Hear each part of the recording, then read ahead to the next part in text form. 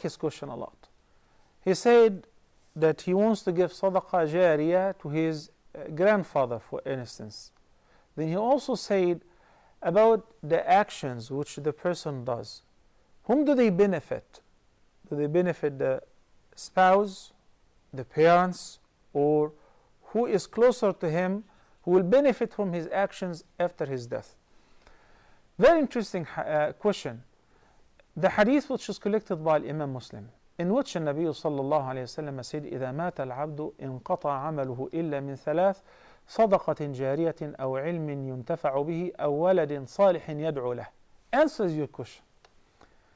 Nabi sallallahu alayhi wa sallam says, whenever the servant of Allah dies, his good deeds will come to end, except from three revenues.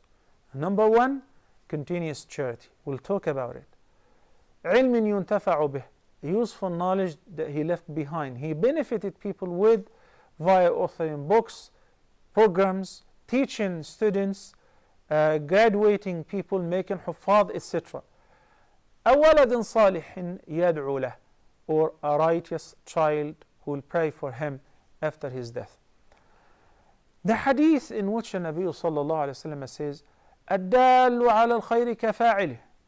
In another narration, الدال على الخير له أجر فاعله. Which means, in the two narrations, one who guides people or an individual to goodness, to righteousness, shall get a similar reward of the person who follows his instructions. Somebody used not to pray, you taught him how to pray, and he started praying and praying regularly. Subhanallah, this person, every time he prays, he gets a full reward of his prayer, and similar to that, automatically there is a direct deposit in your account. Khalas, you've done that deed, and you've done that deed, and you forgot about it. But constantly it deposits hasanat in your scale of the good deeds without even paying attention to it, as long as the person is still alive and doing according to your instructions.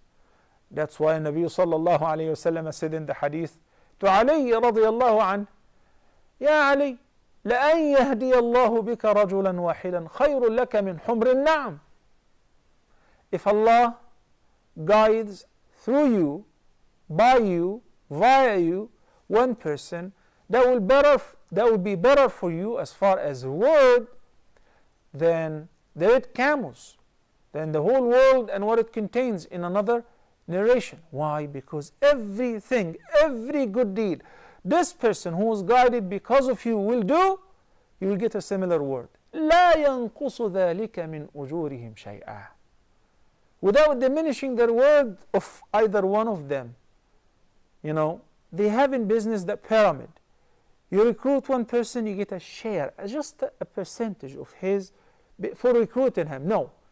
In Islam, guiding one person to a ta'a or an obedience, you get a similar reward of his, a full payment like him exactly. Guess what? Without diminishing the reward of either one of them, the first or the last. So now, if a couple were married and somebody, alhamdulillah wa shukrullah, knows how to recite the Quran melodiously and with the proper ahkam, he's a righteous person. All his deeds, kullu a'malih, his father will benefit out of that. Why? Because it was his father who taught him that, who spent out of his wealth, he spent time to teach him, who worked hard, he was a role model for him. So his father will get a similar reward of his son because he's the origin.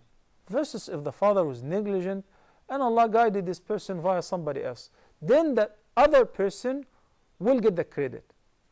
Now this person is married and he passed away or he's doing good deeds. Why would his wife collect similar good deeds for his good actions? Why? The one who would be credited directly without even looking at it or paying attention is the person who inspired him, who instructed him, who taught him, who guided him actually to do so, which is naturally the father. So the father, according to the hadith of Imam Muslim, is the closest. أَوَّلَدٍ صَالِحٍ يَدْعُو لَهُ.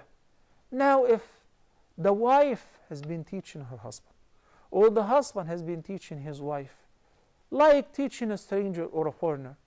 You get a similar word of the person whom you taught goodness or righteousness, provided you've been doing this in order to harvest the reward